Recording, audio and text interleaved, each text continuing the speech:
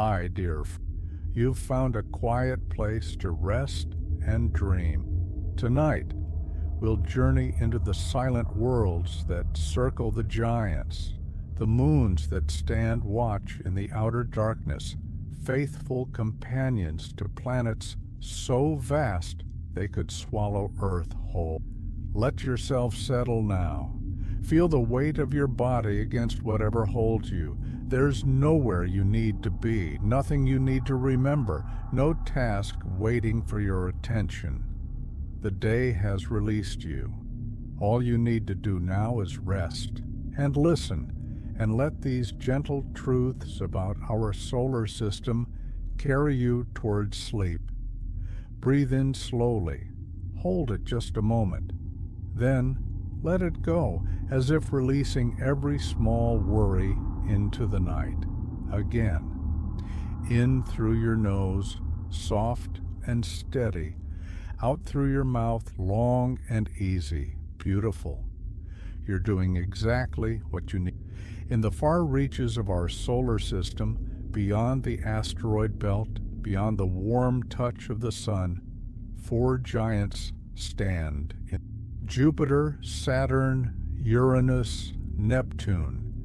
Each one a world unto itself, vast and strange and powerful. But they do not stand alone. Around each giant, dozens of moons trace their endless paths, silent guardians in the cosmic night. Some are larger than planets. Others are barely more than captured stones. And tonight, as you rest, we'll visit them one by one, learning their secrets as sleep draws near. You don't need to remember everything. You don't even need to stay awake. Let the words wash over you like gentle waves, and if sleep comes, let it come. You are safe here. Jupiter reigns as the largest planet in our solar system, a giant of swirling storms and crushing gravity. It sits more than 400 million miles from the Sun, 5 times farther than Earth, where sunlight arrives weak. And orbiting this king of planets are at least 95 moons, a vast family of worlds, each with its own story written in ice and rock and ancient impacts.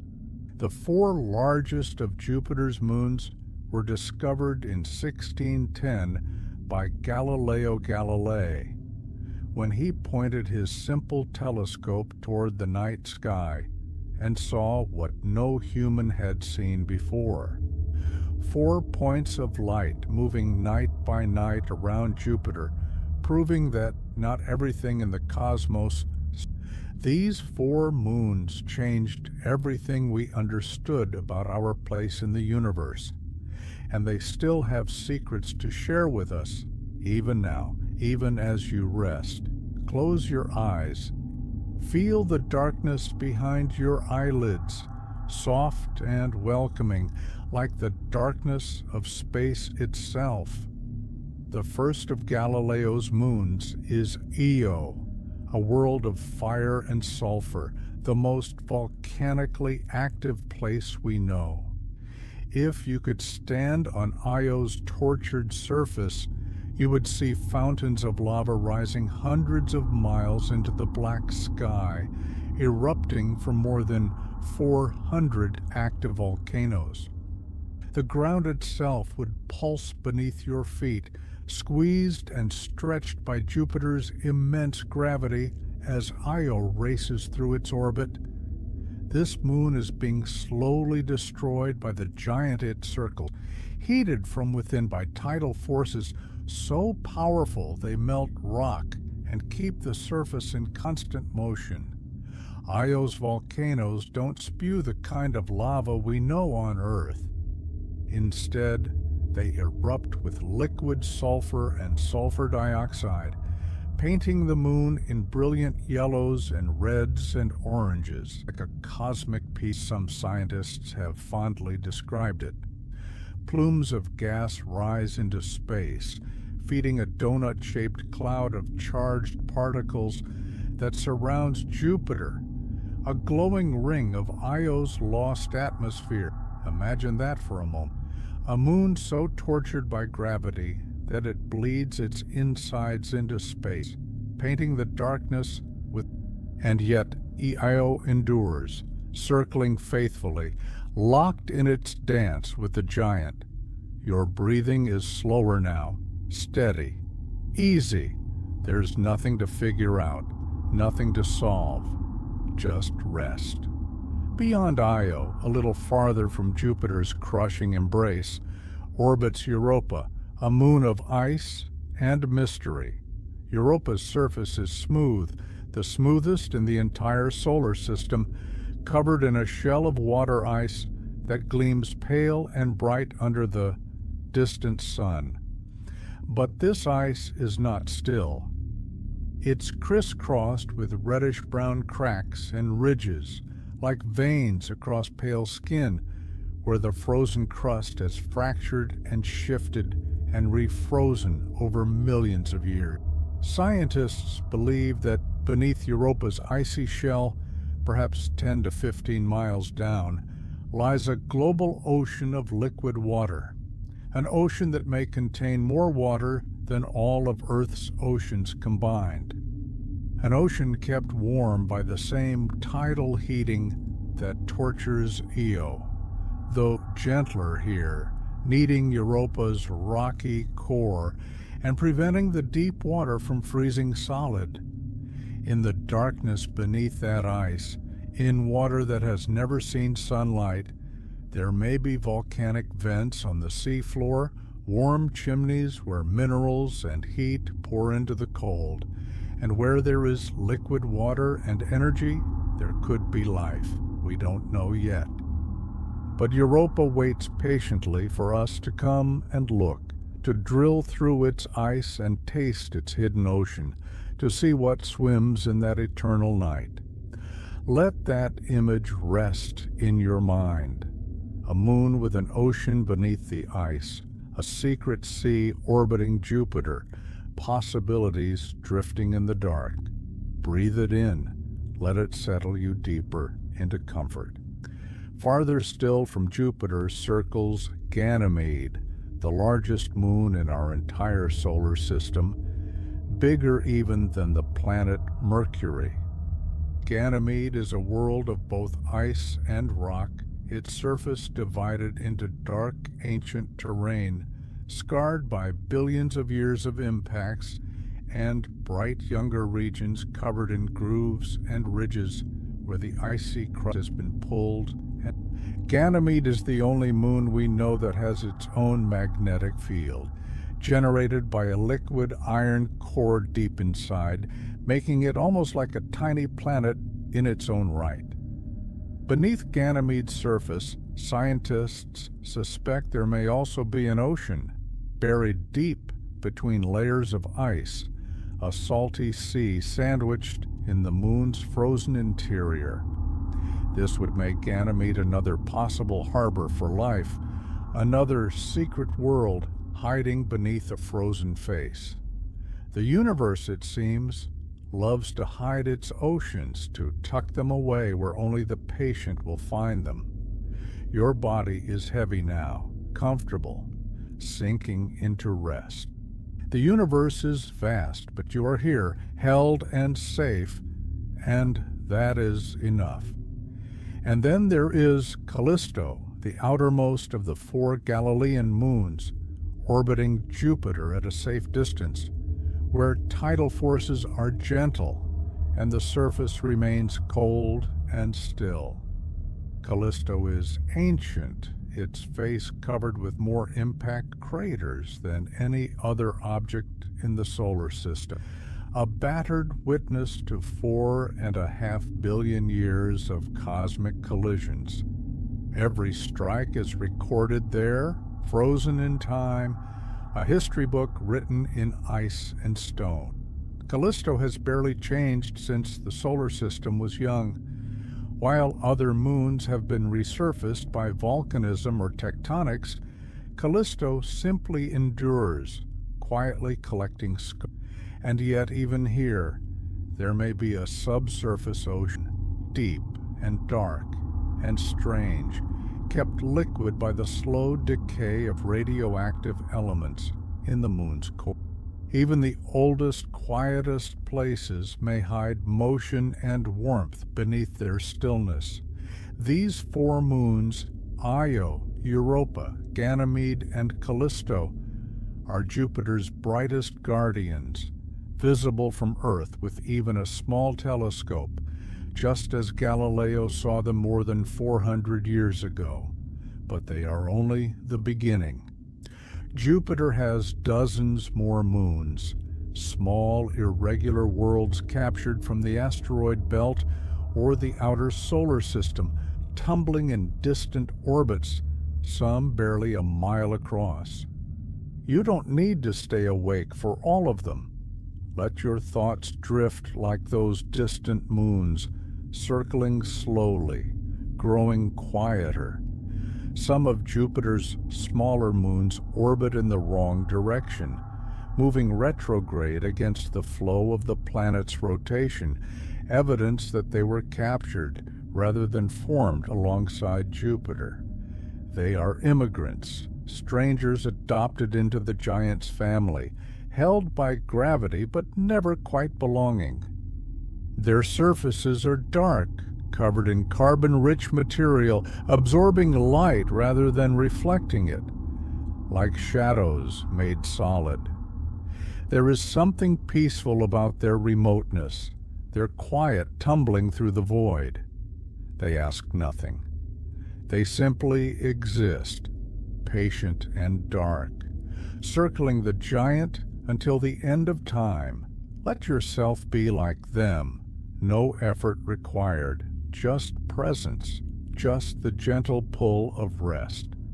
Beyond Jupiter, farther still into the cold outer reaches, Saturn floats in its elegant orbit, wrapped in rings of ice and stone, a jewel of the solar system.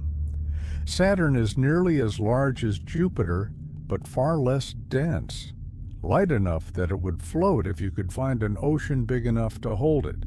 And like Jupiter, Saturn is attended by a great family of moons, at least 146 discovered so far, each one a small world with its own character. The largest and most famous of Saturn's moons is Titan, a world so remarkable it deserves its own chapter in the story of our solar system. Titan is the only moon with a thick atmosphere, denser even than Earth's, a hazy blanket of nitrogen and methane that hides the surface from view. When the Cassini spacecraft arrived at Saturn in 2004, it carried a small probe named Huygens, designed to fall through Titan's atmosphere and land on the surface below. That descent took more than 2 hours, drifting down through orange haze, through clouds of methane, past layers of complex organic molecules forming in the atmosphere like a chemical laboratory in the sky. And when Huygens finally touched down, its cameras revealed a landscape unlike anywhere else, a world of river valleys and lake beds, of smooth plains and rounded stones, all carved and shaped by liquid, but not liquid water. On Titan, where the surface temperature hovers around minus 290 degrees Fahrenheit, water is frozen harder than rock. Instead, Titan's rivers and lakes are filled with liquid methane and ethane, flowing and pooling and evaporating in a cycle just like Earth's water cycle, but impossibly cold. Imagine standing on Titan's shore, looking out across a lake of liquid methane, watching gentle waves lap against icy stones under a hazy orange sky. Rain would fall sometimes, slow and thick in the dense atmosphere, methane droplets drifting down to feed the rivers that carved the valleys over millions of years.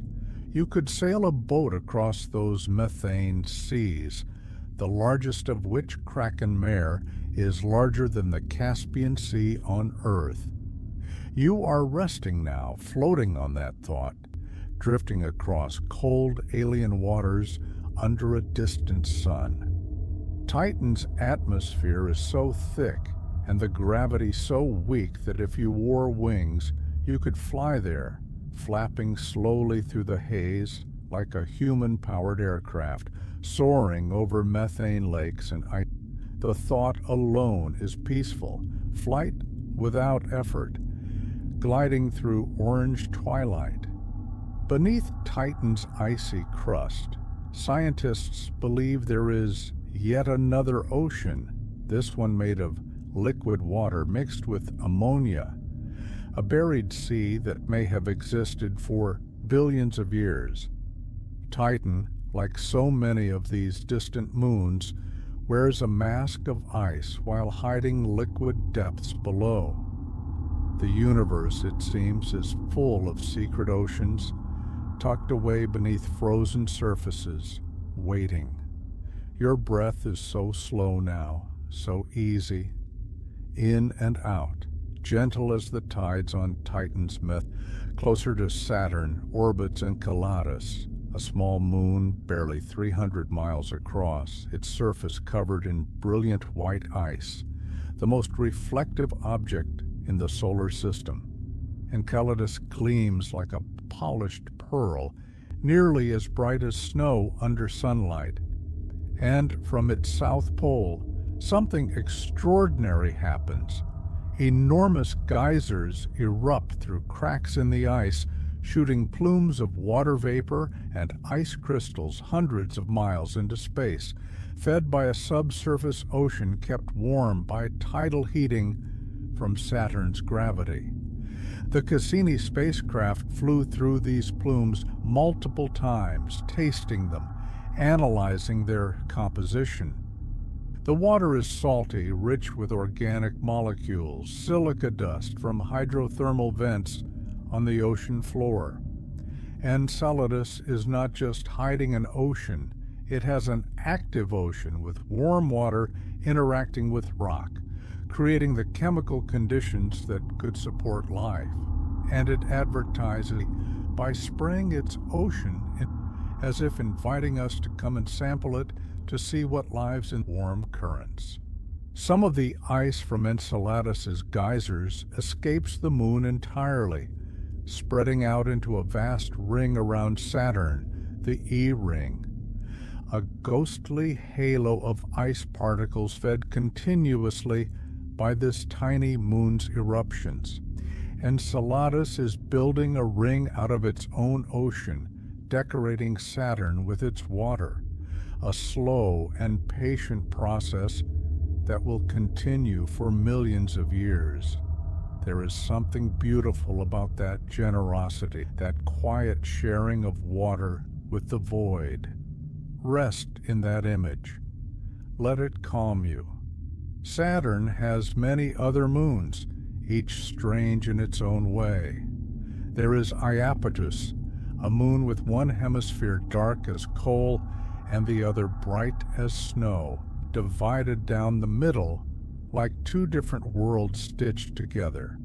There is Mimas, small and battered, with an enormous crater that makes it look almost exactly like the Death Star from Star Wars, a cosmic coincidence that delights everyone who sees it.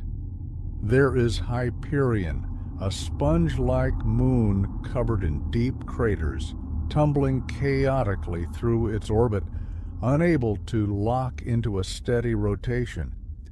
And there is Phoebe, a dark-captured moon orbiting Saturn backward, retrograde, its surface ancient and carbon-rich, possibly a visitor from the outer solar system, from the Kuiper Belt beyond Neptune, snagged by Saturn's gravity and held for billions of years. Each moon is a world.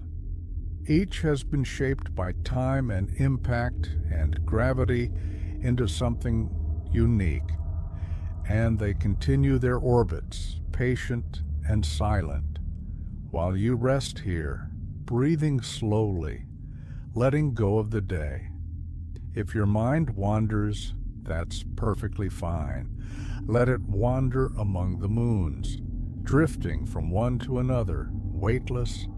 Farther out, nearly 2 billion miles from the Sun, Uranus rolls through its orbit tilted on its side, spinning like a wheel instead of a top, its poles pointing almost directly at the Sun as it makes its long journey around our star. Uranus is an ice giant, smaller than Jupiter and Saturn, but still massive, with a thick atmosphere of hydrogen, helium, and methane that gives it a pale blue-green color.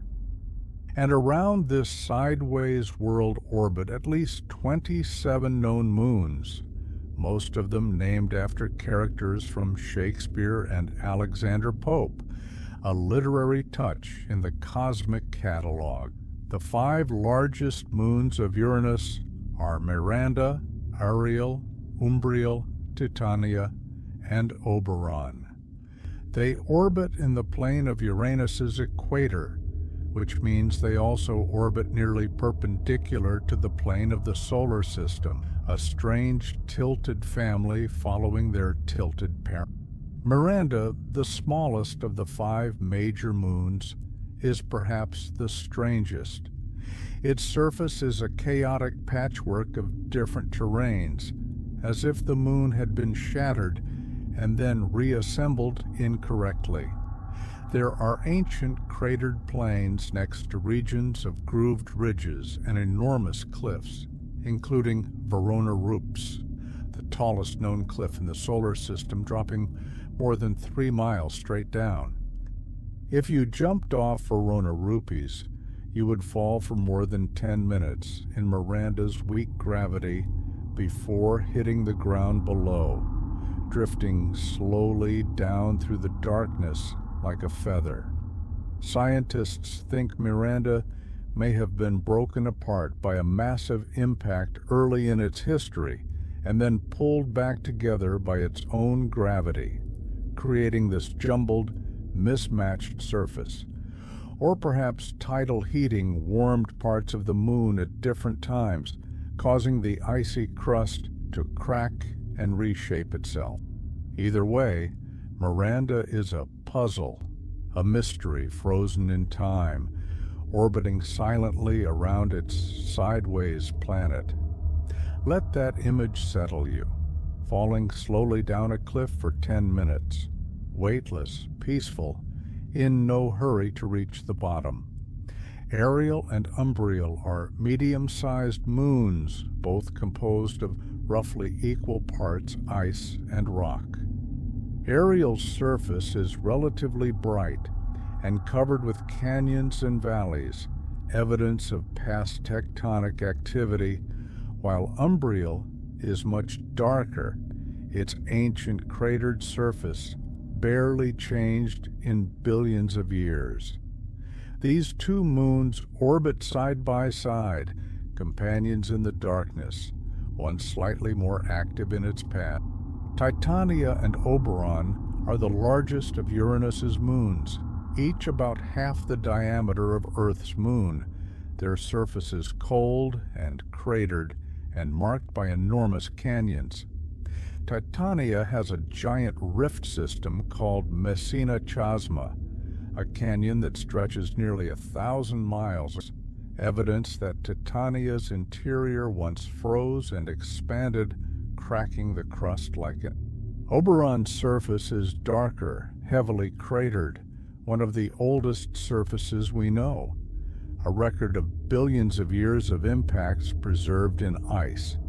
These moons are so far from the Sun that sunlight barely reaches them, arriving 400 times weaker than it does on Earth.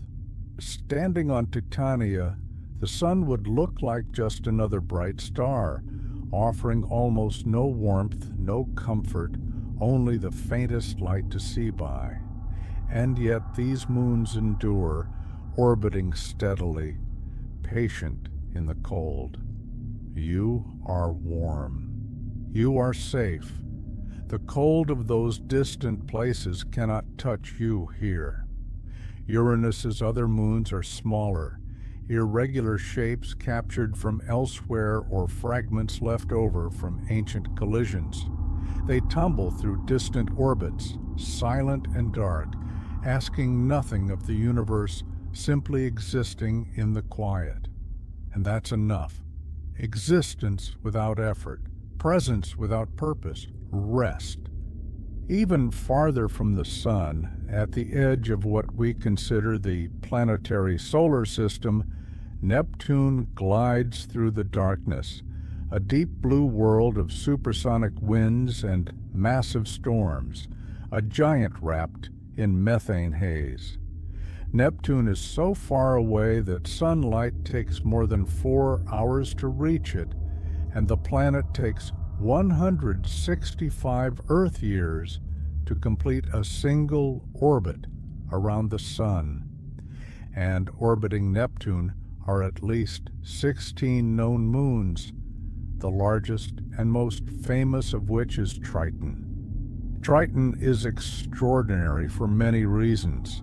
It is the 7th largest moon in the solar system, larger than Pluto, with a diameter of about 1,700 miles. It orbits Neptune backward, retrograde, moving opposite to the direction Neptune spins, which tells us that Triton was not born alongside Neptune, but was captured, pulled in by the planet's gravity from somewhere else, perhaps from the Kuiper Belt beyond. Triton's surface is young, geologically speaking, with relatively few craters, smoothed and reshaped by internal activity. It is one of the coldest surfaces we have measured, with temperatures of minus 391 degrees Fahrenheit, only 70 degrees above absolute zero, the coldest possible temperature in the universe. And yet, even at this unimaginable cold, Triton is active. The Voyager 2 spacecraft, which flew past Neptune in 1989, observed geysers erupting from Triton's surface, shooting plumes of nitrogen gas and dark dust miles into the thin atmosphere. How can a world so cold be active? Scientists think that Triton's interior is warmed slightly by radioactive decay and by tidal heating from Neptune's gravity. Beneath the frozen nitrogen ice, there may be a layer of slushy water ice, and perhaps even a liquid ocean deep below. Triton, like so many of these distant moons, may hide warmth beneath its frozen exterior, a secret pulse of heat in the cosmic cold. Triton's orbit is slowly decaying. Every year it moves a little closer to Neptune, pulled inward by tidal forces. In a few billion years, Triton will cross Neptune's Roche limit, the distance at which the planet's gravity will be stronger than the moon's own gravity holding it together. When that happens, Triton will be torn apart, shredded into fragments that will spread out into a magnificent ring system around Neptune, far more spectacular than Saturn's rings. Triton is doomed, but the process is so slow that it might as well be eternal. For now, Triton orbits faithfully, cold and bright and patient, a guardian watching over the outermost giant. Your eyes are so heavy now, your body is still. There is nothing you need to do, nowhere you need to go. Just breathe and let the story continue. Neptune's other moons are much smaller. There is Proteus, an irregular, lumpy moon barely held together by its own gravity, orbiting close to Neptune, battered and ancient.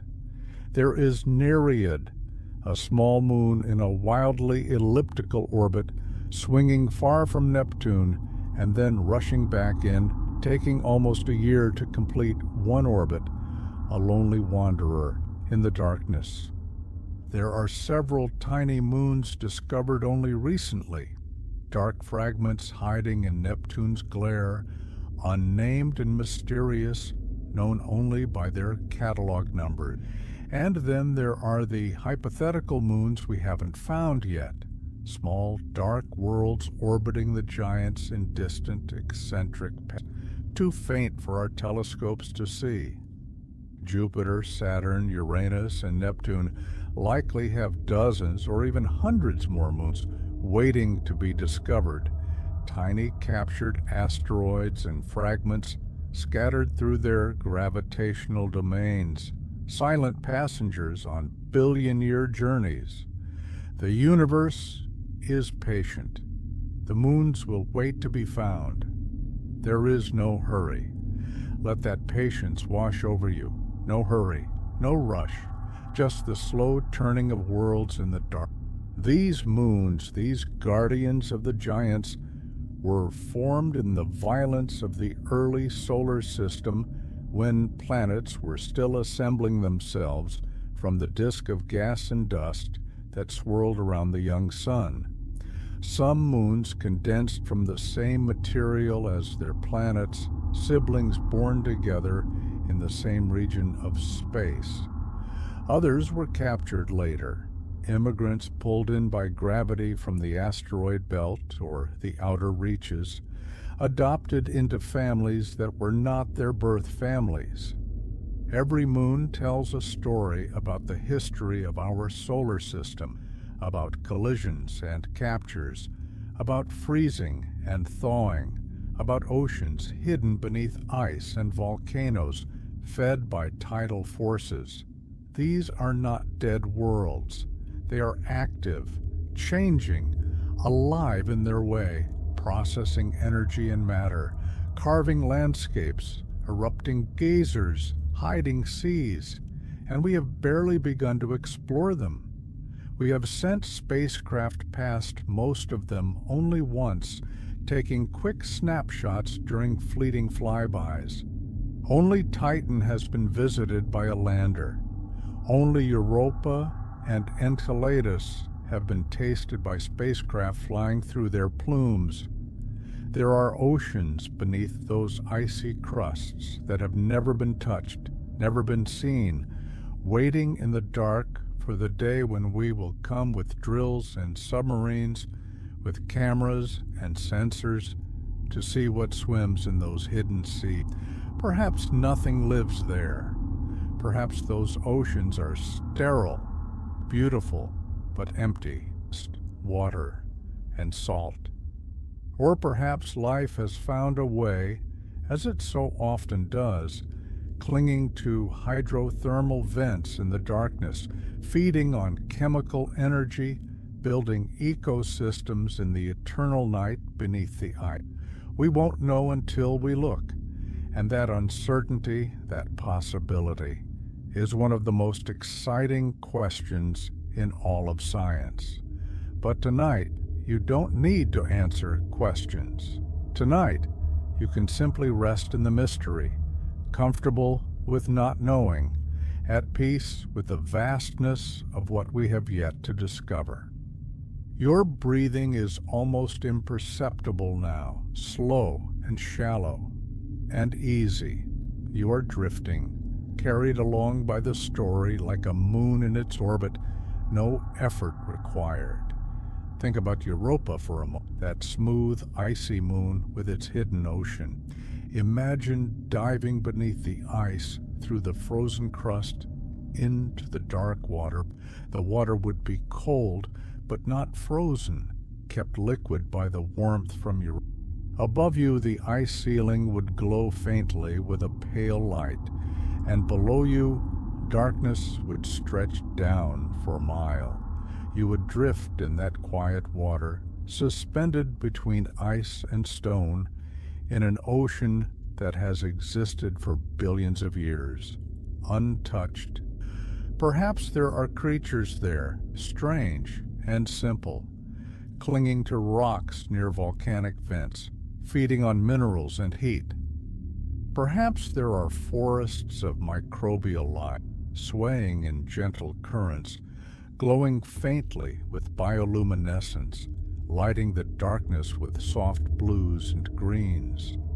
Or perhaps there is only water, pure and still and empty, a sleeping ocean waiting for something. Either way, it is peaceful there, silent. The ice above blocks out all sound from the universe beyond. No light penetrates that frozen ceiling. Only the quiet flow of water, the distant pulse of Europa's core, the slow rhythm of tides pulled by Jupiter's gravity. You could float there forever, weightless and calm, held by the water, rocked by the gentle currents. Let yourself be there now, in your mind, floating in Europa's ocean, safe and warm and weightless. Nothing can disturb you there. Nothing can reach you. You are held. Or perhaps you would rather visit Titan, walking across frozen plains under an orange sky. The atmosphere is so thick it would support your weight, slowing your fall if you stumbled, cushioning your movements. You could walk to the shore of a methane lake, watching the liquid lap gently against the icy stones, slow and viscous. The sky would be filled with haze, blocking out the stars, leaving only a diffuse orange glow, a perpetual twilight that never brightens or darkens. You could sit by that lake and simply rest, listening to the silence, feeling the strange gravity, watching the slow waves. Time would pass differently there, each orbit around Saturn taking 16 Earth days, each Titan day lasting 16 Earth days. You could watch the sun move slowly across the sky, rising and setting in slow motion while months passed on Earth. Everything would be slower, quieter, more patient. Rest in that thought. Slow time, patient time, time that asks nothing of you. Or perhaps you would choose Enceladus, standing near the South Pole where the geysers erupt. You would see enormous plumes of water ice shooting into space, glittering in the sunlight, fountains rising from cracks in the frozen ground, fed by the ocean. The geysers would hiss and roar, filling the silence with the sound of Enceladus's hidden ocean escaping into space, joining the vast ring of ice around. You could reach out and touch the spray, feeling the tiny ice crystals land on your suit, water from another world's ocean, from a sea that has never seen sunlight, now drifting past you into the cosmos. And you would know that beneath your feet, miles below the ice, that ocean continues to flow, warm and salty, perhaps teeming with life, perhaps empty, but alive in its way, moving and changing and existing. There is comfort in that, in the hidden motion beneath stillness, in the warmth beneath the cold, in the patience of water waiting in the dark. Your body knows how to rest. It has always known. You don't need to teach it or guide it. Just let it happen. Let go. These moons have orbited their giants for billions of years, since before life arose on Earth, since before our planet had oceans or continents, since before the first single-celled organisms figured out how to capture sunlight and turn it into energy. The moons were already there, circling patiently, when Earth was just a ball of molten rock, when the moon was newly formed from the debris of a giant impact, when our solar system was young and violent and full of collisions. They have seen everything. They have witnessed the entire history of our solar system from their distant vantage points, silent observers recording impacts and eruptions, and the slow changes wrought by time. If those moons could speak, they could tell us stories we can barely imagine, histories written in their craters and their canyons, in the layers of ice and the composition of their oceans. But they are silent. They keep their secrets, and we must go to them slowly and patiently with spacecraft and landers and rovers to read the stories written in their surfaces, to decode the history frozen in their ice. That work will take generations. We have only just begun, but there is no hurry. The moons will wait. They have waited this long. They can wait a little longer, and so can you. You can wait for sleep to come or not come, and either way is fine. There is no urgency here, no pressure, just the gentle flow of words and the quiet turning of distant worlds. Some of the smaller moons are truly tiny, barely a few miles across, more like floating mountains than proper moons. Their gravity so weak that you could easily jump off their surfaces and drift into space. They tumble through their orbits, slowly rotating, dark and silent, covered in the dust of ancient impacts, untouched by any process except the patient accumulation of time. These tiny moons will never be visited by humans. They are too small, too distant, too insignificant in the grand scheme of exploration priorities, but they exist nonetheless, faithfully circling their giants, contributing their tiny gravitational influence to the complex dance of the outer solar system. They matter, even if no one is watching. They have value, even if no one visits. They are part of the story. You matter too, even when you feel small or insignificant or lost in the vastness of everything. You are part of the story. You have value, and you are allowed to rest. The moons guard the giants, and the giants guard the inner solar system. Jupiter's immense gravity has shaped the architecture of our planetary family, flinging comets and asteroids away from the inner planets, preventing many impacts on Earth, acting as a cosmic shield. Without Jupiter, Earth might have been struck by far more catastrophic impacts, too many for complex life to ever develop. We owe our existence in part to Jupiter's presence, to its gravitational influence, shaping the flow of debris through the solar system. And Jupiter's moons are part of that story too, part of the complex dance of gravity and matter that created the conditions for us to exist here, now, resting in the quiet of the night, learning about distant worlds we may never visit, which have influenced. There is a profound connection in that. We are tied to those distant moons by the physics that governs everything, by the gravity that shapes orbits and flings comets and holds planets together. We are all part of the same system, the same story, the same unfolding of matter and energy across billions of years. And tonight, as you rest, you are connected to those moons, thinking about them, learning about them, letting them carry you toward sleep. They are yours in a way, part of the heritage of being human, part of the universe you inhabit. They belong to all of us, these distant guardians, these frozen worlds circling giants in the dark. Let that connection comfort you. You are not alone. You are part of something vast and ancient and ongoing.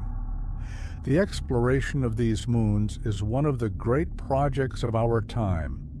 NASA is planning a mission called Europa Clipper, a spacecraft designed to orbit Jupiter and make dozens of close flybys of Europa, mapping the moon in detail analyzing the composition of its ice, searching for plumes erupting from the surface, trying to understand what lies beneath. Europa Clipper will launch soon, taking years to reach Jupiter, and then spending years studying Europa, gathering data that will help us decide where to land, where to drill, where to search for life.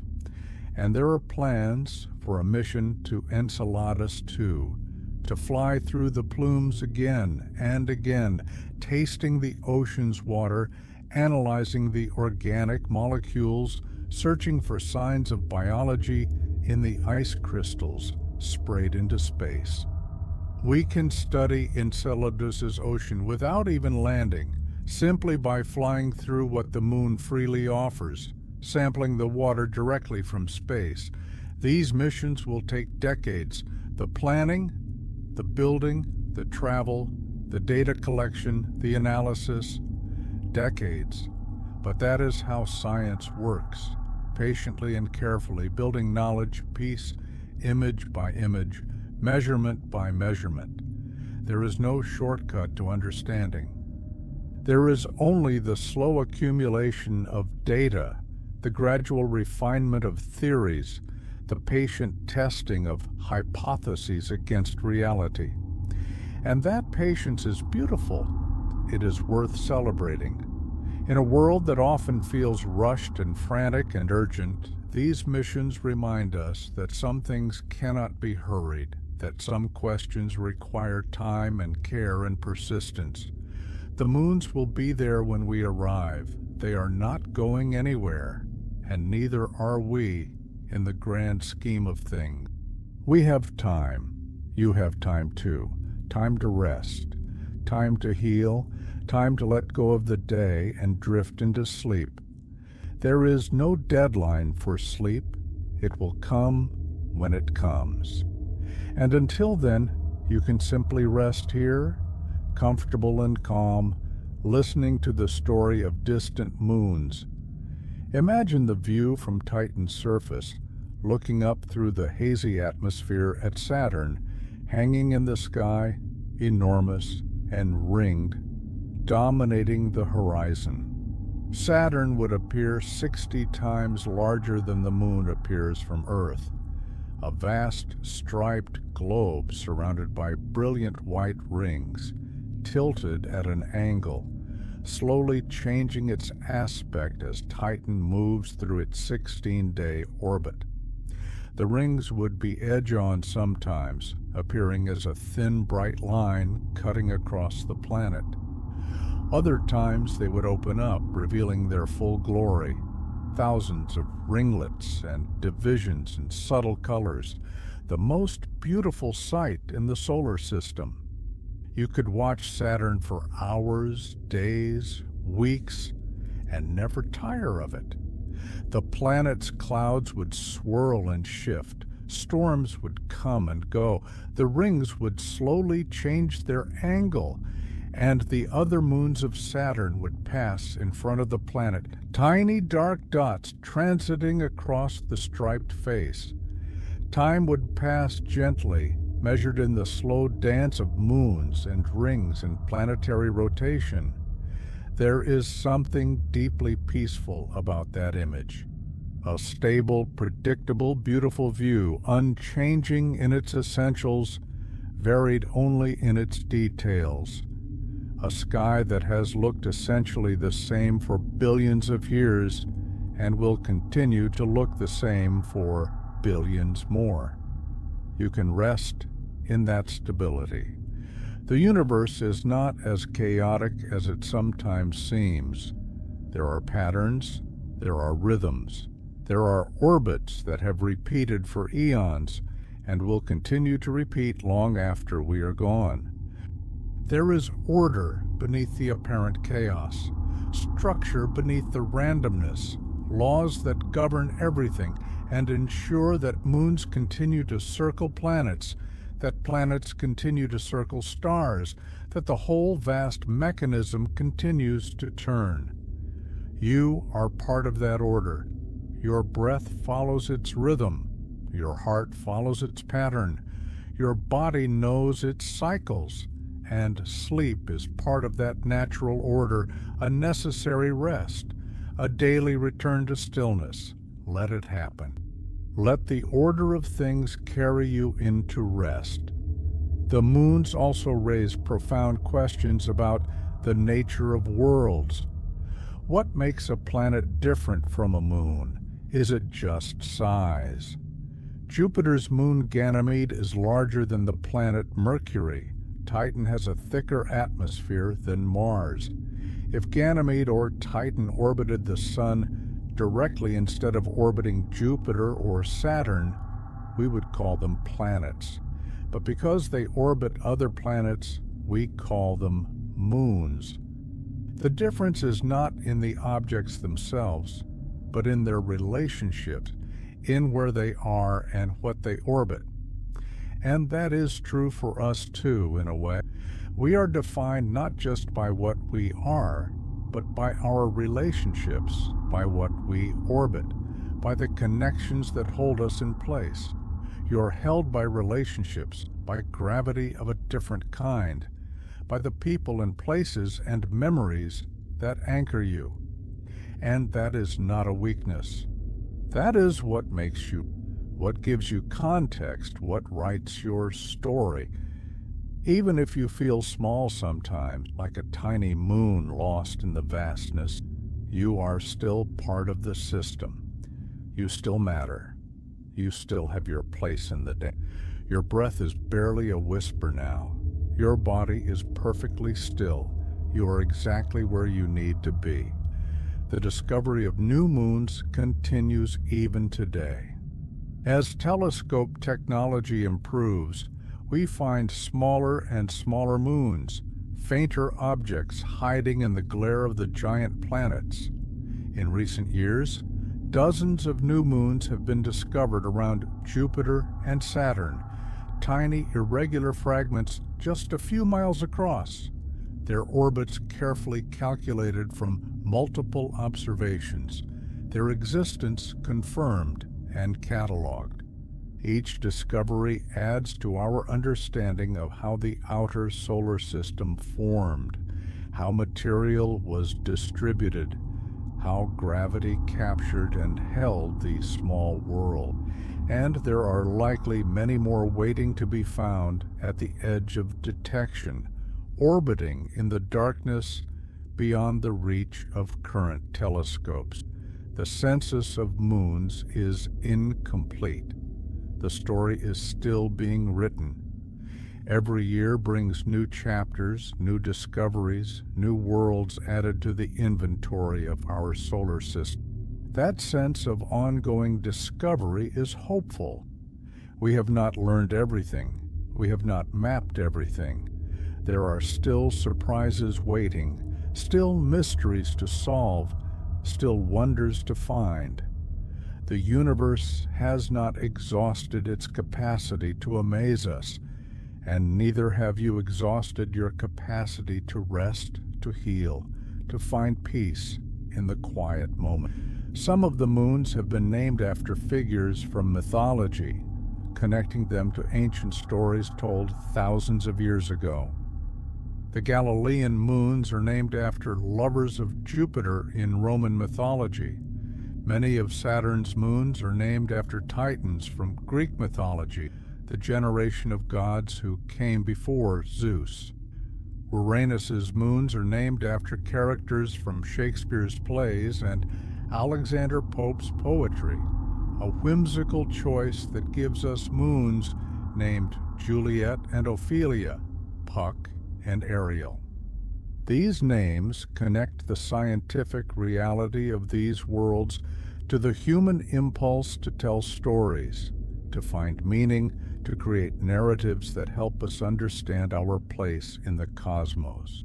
The same impulse that made ancient people look at the stars and see heroes and monsters, gods and animals now drives us to build spacecraft and send them across billions of miles to study moons made of ice and rock.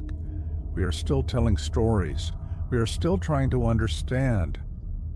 The tools have changed, but the desire is the same, and the story continues to unfold, night after night, year after year, as we slowly piece together the history of our solar system, the nature of these distant worlds, the possibilities they... You are part of that continuing story. Your presence here tonight, listening and learning and resting, is part of the human project of understanding and wonder. Even in your tiredness, even as sleep draws near, you are connected to something larger, something ongoing, something beautiful. Let that thought comfort you. You are enough. Your simple presence is enough. The temperatures on these distant moons are almost impossible to comprehend. On Triton, at minus 391 degrees Fahrenheit, nitrogen freezes solid and falls as snow. On Europa, the surface temperature hovers around minus 260 degrees, cold enough that any exposed water would freeze in seconds. On Enceladus, despite its geysers and its hidden ocean, the surface temperature is around minus 330 degrees, far colder than anything we experience on Earth. And yet, beneath those frozen surfaces, there is warmth. There is liquid water kept from freezing by tidal heating, by radioactive decay, by the patient grinding of rock against rock in the moon's interior. The cold is only skin deep. Beneath the ice, there is movement, flow, warmth enough for chemistry, for reactions, for the possibility of life. This is a profound lesson. Appearances can be deceiving. What looks frozen and dead may hide activity beneath. What seems cold may have warmth at its core. Do not judge by the surface alone. Look deeper. Wait patiently. The truth reveals itself to those who take the time to search. And you too, even when you feel frozen, even when you feel cold or numb or disconnected, there is still warmth within you. There is still motion, still life, still the capacity for growth and change.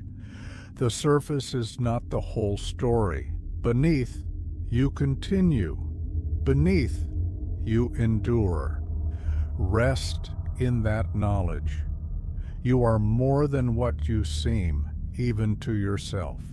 The gravitational interactions between moons can be extraordinarily complex. Some moons are locked in orbital resonances, their orbits related by simple mathematical ratios that keep them in stable configurations for billions of years. Io, Europa, and Ganymede, are locked in a 4-to-2-to-1 resonance, meaning that for every 4 orbits Io completes, Europa completes 2, and Ganymede completes 1.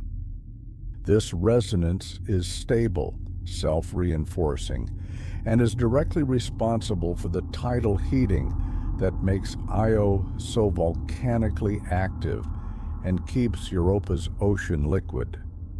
The moons pull on each other, their orbits influencing one another, creating a complex dance that has continued since the moons formed.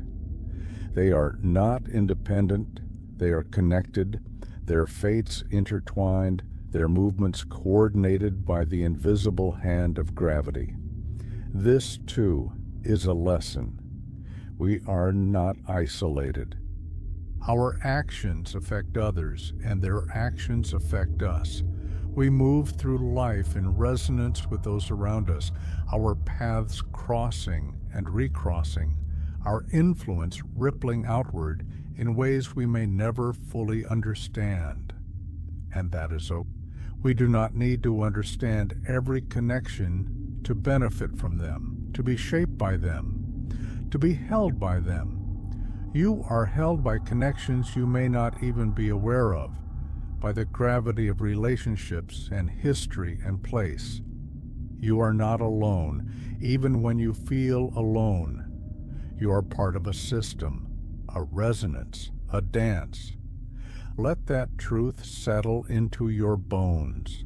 You are held. You are part of something larger. The surfaces of these moons tell stories in their craters. Each impact is a moment frozen in time, a collision between the moon and a piece of debris traveling at thousands of miles per hour, releasing enormous energy, melting and vaporizing ice and rock, throwing material into space. The resulting crater remains for millions or billions of years, a scar commemorating that brief, violent event. By counting craters and measuring their sizes, scientists can estimate the age of a surface. More craters mean older surfaces, places that have not been resurfaced by volcanism or tectonic activity. Fewer craters mean younger surfaces, places where ice has melted and refrozen, where lava has flowed, where the landscape has been erased and rewritten. Callisto, with its ancient, heavily cratered surface, tells us it has been geologically dead for billions of years. Europa, with its smooth, relatively crater-free surface, tells us it is young, active, constantly resurfaced by the ocean's influence.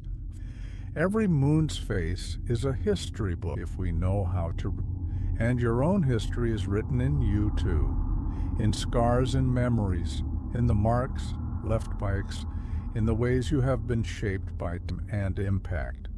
Those marks are not flaws. They are evidence of endurance, of survival, of a life lived. They tell your story. You have earned your rest. You have earned this quiet moment, this release from effort. Let the story of the moons carry you deeper into. There are moons we will never visit, not because they are uninteresting, too small, too difficult to. The outer moons of Jupiter and Saturn, orbiting millions of miles from their planets, dark and irregular, and barely more than captured asteroids, will likely never feel the touch of a spacecraft. They will remain as they are, known only from distant telescopes, their surfaces unmapped, their compositions estimated but not measured, their stories untold. And that is okay. Not everything needs to be visited to have value. Not everything needs to be understood to be worthy. Some things simply exist, patient and quiet, asking nothing, contributing their small part to the whole. There is peace in that acceptance. Not everything needs to be explored. Not everything needs to be explained. Some things can simply be mysterious and distant and real, part of the vast inventory of existence. You too do not need to be fully understood, fully explained, fully mapped. You can simply be mysterious even to yourself, complete in your incompleteness, worthy simply by existing. Let that permission wash over you. You are enough just as you are. The light from the sun, by the time it reaches these outer moons, is barely more than starlight. On Neptune's Triton, the sun appears as just a very bright star, providing 900 times less light than it does on Earth. You could not read a book by that light. You could barely see your own hands. The moons exist in perpetual twilight, their landscapes lit only by the faint glow of the distant sun and the reflected light from their planets. And yet, they are not entirely dark. Jupiter's moons are bathed in the reflected light from Jupiter itself, the giant planet acting like a second sun, casting a warm glow. Saturn's moons are lit by the reflected light, a brilliant arc of white, cutting across. The moons illuminate each other, sharing what little light they receive, companions in the darkness. There is something deeply beautiful about that mutual illumination. We light each other's paths. We share what we have. Even in the darkness, we are not without light, because we have each other. You are lit by others, even when you feel surrounded by darkness. People you may not even know are thinking of you, caring about you, holding space for you. You are not as alone as you sometimes feel. The light is there, faint perhaps, but real. Rest in that light, however faint. Let it be enough. As the spacecraft Voyager 2 left the Neptune system in August of 1989, after its encounter with Neptune and Triton, it took one last look back, capturing images of the distant planet and its largest moon, small crescents of light, against the black background of. Those images were the last close-up views we have had of Neptune and Triton, now more than 35 years old, the only detailed pictures we have of those distant worlds. Since then, Neptune and Triton have continued their slow orbit around the Sun, unseen by human eyes up close, known only through telescopes and the fading memories of that brief encounter. They continue their dance, patient and faithful, whether we are watching or not. That patience is instructive. The universe does not need our attention to continue.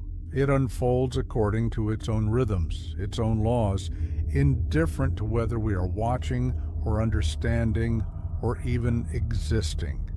And there is something freeing about the pressure is off. We do not need to witness everything, understand everything, be present for everything. The universe will continue without us. You can let go. You can stop watching, stop thinking, stop trying to keep track of everything. The universe will manage without your vigilance. Sleep will come without your effort. Rest will arrive without your permission. You can let go. Just let go. The future of moon exploration is bright with possibility. There are plans for submarines to dive beneath the ice of Europa or Enceladus, swimming through those hidden oceans, exploring environments that have never known sunlight, searching for life in the darkness.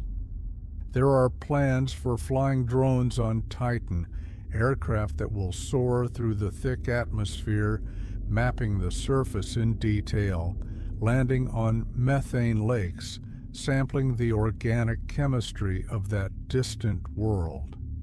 There are plans for orbiters and landers and rovers, for drilling through ice, for studying plumes, for analyzing the composition of ancient craters.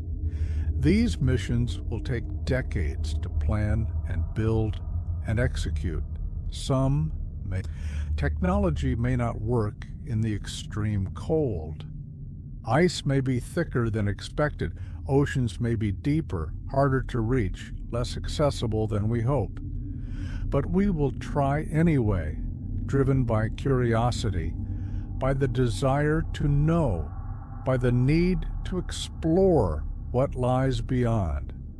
That drive to explore, to understand, to reach beyond what we know is one of the most beautiful aspects of being human. We are not content with ignorance. We ask questions. We build tools to answer them. We send our creations across billions of miles to see what we cannot see with our own eyes. And in doing so, we expand what it means to be human, what it means to be alive, what it means to be conscious in a vast and ancient universe. You are part of that expansion. Your curiosity, your wonder, your capacity to learn and grow, these are expressions of the same impulse that sends spacecraft to distant moons. You are connected to that great human project, even in your tiredness, even as you drift towards sleep. Be proud of that connection. You are part of something worth celebrating. The moons will outlast us. Long after humanity is gone, whether we destroy ourselves or evolve into something unrecognizable, or simply fade away, the moons will continue their orbits, patient and silent, circling their giants in the darkness. They were here before us. They will be here after us. They are, in a sense, eternal, at least on time scales that matter to us. There is comfort in that permanence. The universe is larger than our anxieties, older than our worries, more patient than our impatience. The moons do not care about our deadlines, our failures, or regrets. They simply orbit, steadily, predictably, faithfully. They are a reminder that some things endure, some patterns persist, some rhythms continue, regardless of our personal dramas. Let that perspective soothe you. Your worries, however large they feel, are small against the backdrop of cosmic time. Your struggles, however difficult, are temporary. The moons were here before you were born. They will be here long after you are gone. And in between, you get this moment, this breath, this chance to rest and learn and wonder. That is enough. That is more than enough. Imagine yourself floating in space, far from Earth, in the outer solar system, surrounded by moons. Jupiter hangs enormous in the distance, its bands of clouds swirling slowly, its great red spot a vast storm larger than Earth. And around Jupiter, you can see the 4 Galilean moons, 4 bright points of light, arranged in a line, Io closest, then Europa, then Ganymede, then Callisto, each one a world unto itself. You drift there, weightless, no up or down, no ground beneath you, nothing but the vast emptiness of space and the distant glow of those. It is utterly silent.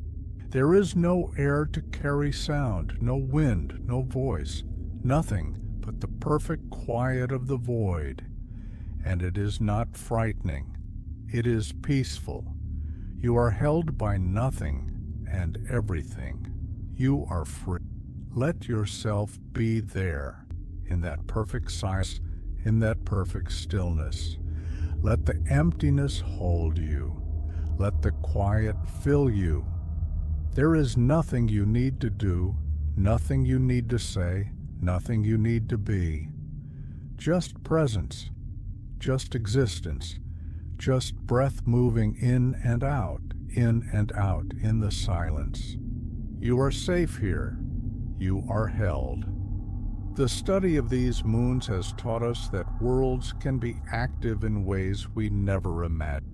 Before we visited Jupiter's moons, we assumed that small, icy worlds would be geologically dead, frozen solid, unchanging. But Io proved that wrong with its hundreds of volcanoes. Europa proved that wrong with its young surface and hidden ocean. Enceladus proved that wrong with its geysers. Again and again, these moons have surprised us, shown us that the universe is more creative, more varied, more alive than we expected. This is a reason for hope.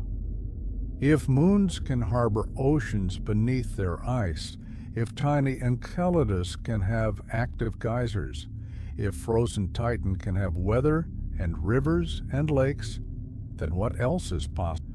What other surprises await us? What other forms of life?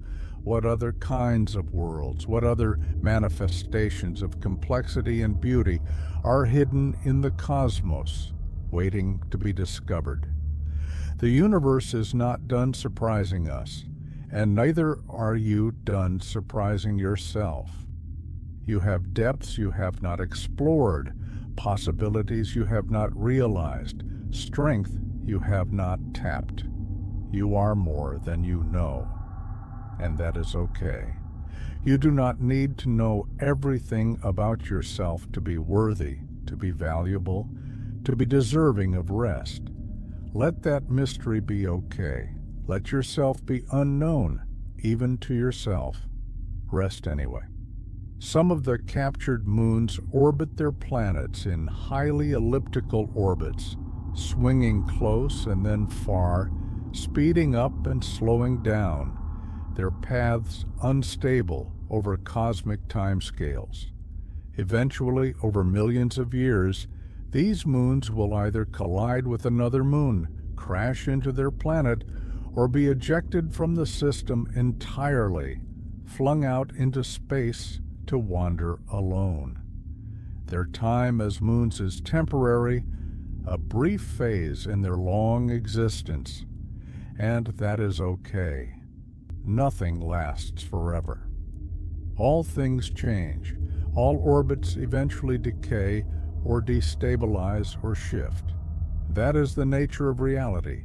Impermanence is woven into the fabric of existence, and acknowledging that, accepting that, does not diminish the beauty or value of what exists now.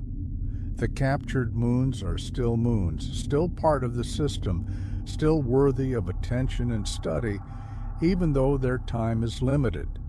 You, too, are here for a limited time.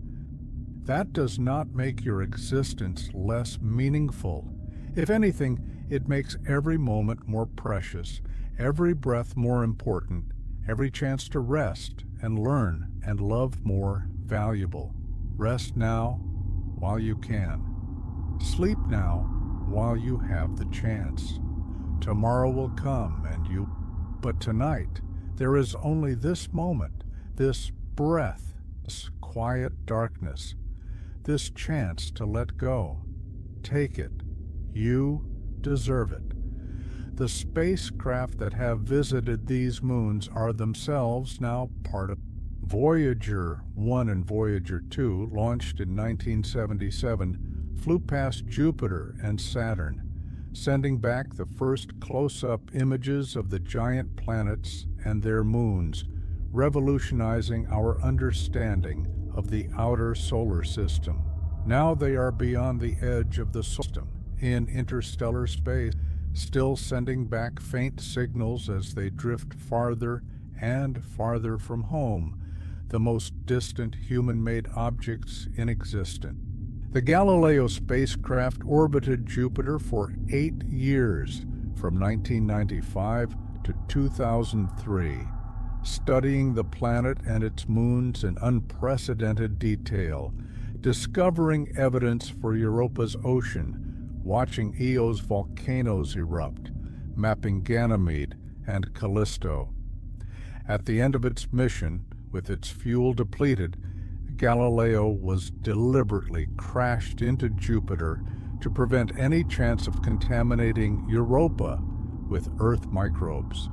The Cassini spacecraft orbited Saturn for 13 years, from 2004 to 2017, one of the most successful planetary missions ever flown. Cassini studied Saturn's rings, watched storms develop in the atmosphere, discovered new moons, and revealed the wonders of Titan and Enceladus.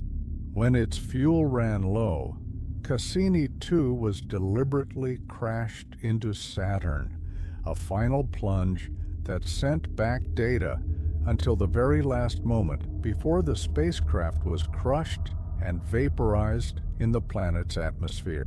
These spacecraft are monuments to human ingenuity and curiosity.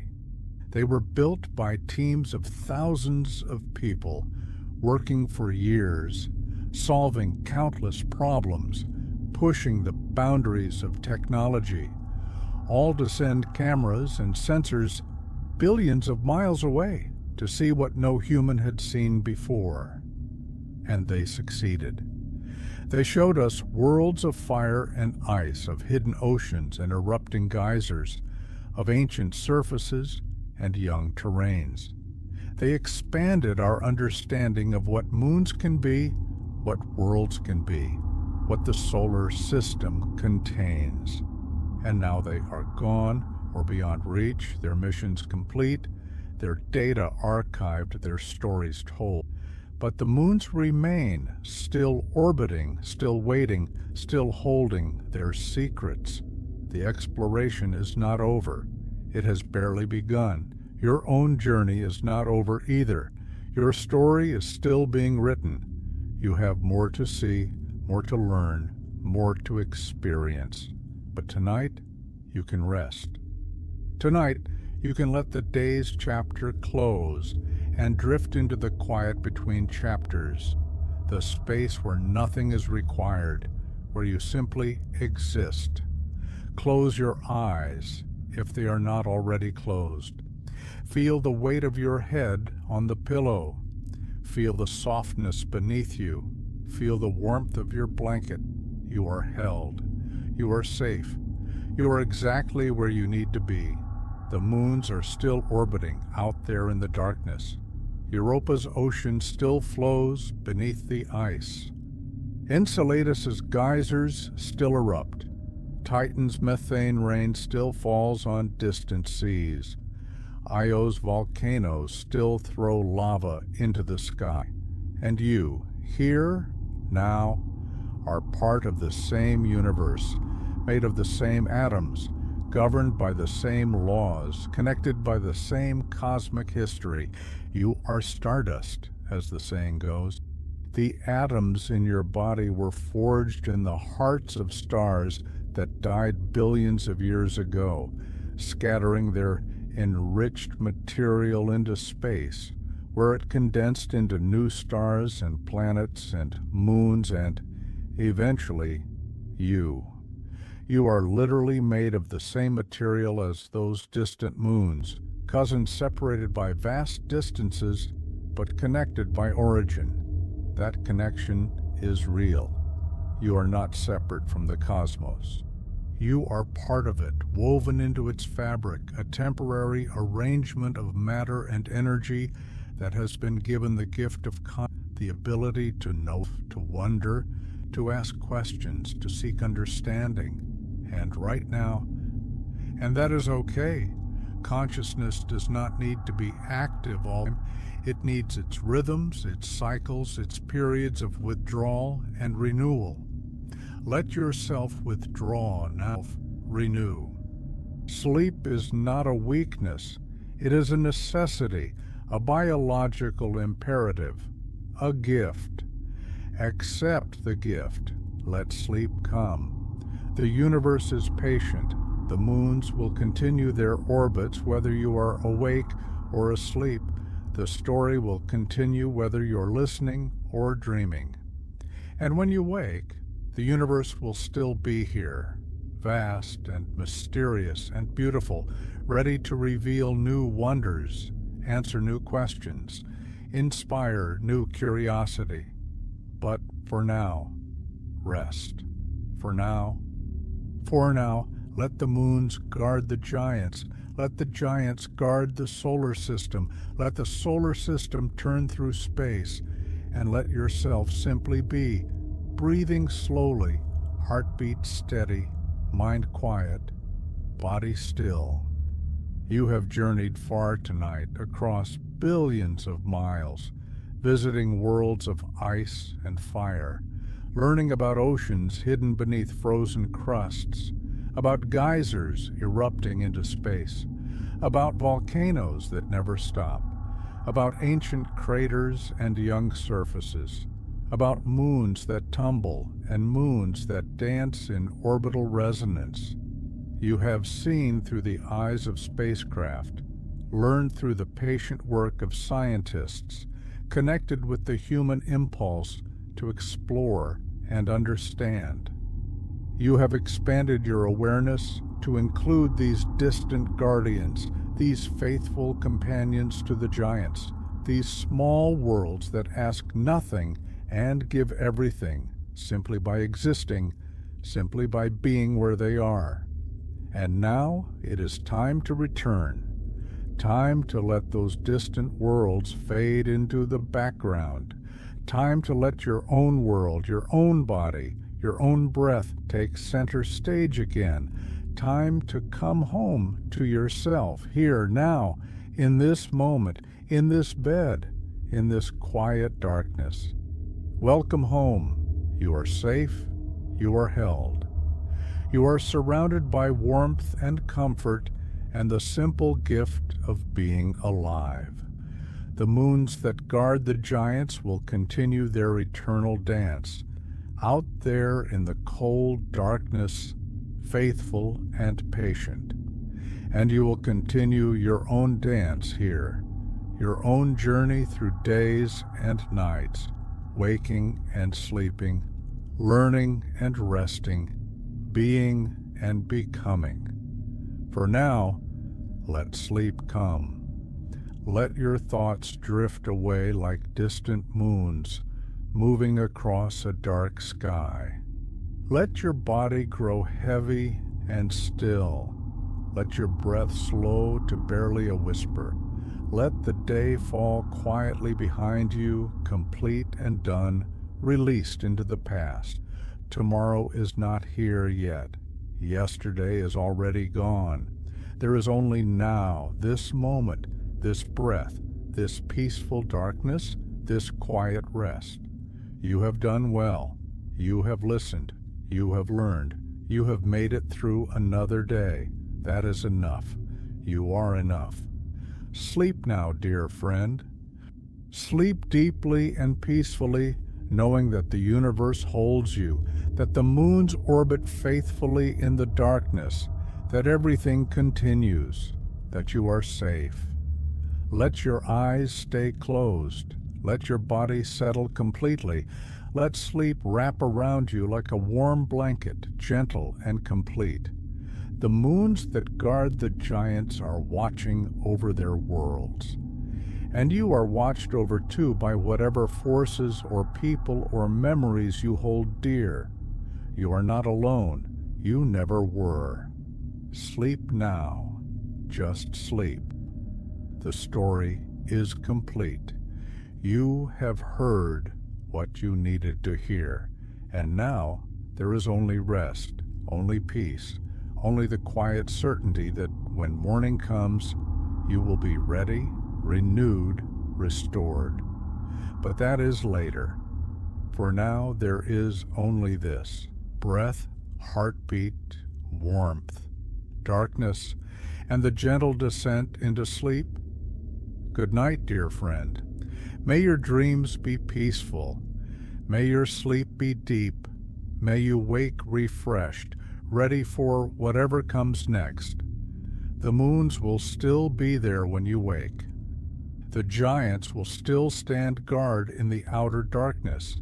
The universe will still turn patient and vast and full of wonder. And so will you, patient, vast, full of wonder. Sleep well.